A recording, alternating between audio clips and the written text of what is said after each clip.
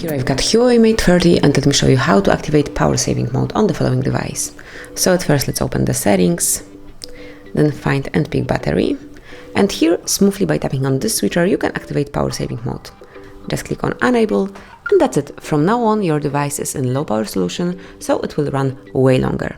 You can obviously switch it off the same way, simply click on this switcher and now it has been turned off.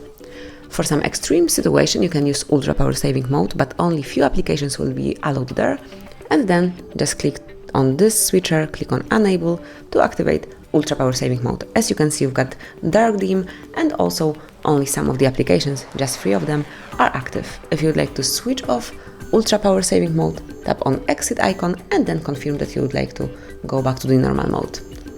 And as you can see, now we are back and you can use your device in a normal way with all applications active. And that would be all. This is how you can save power in your device in your HUAWEI Mate 30.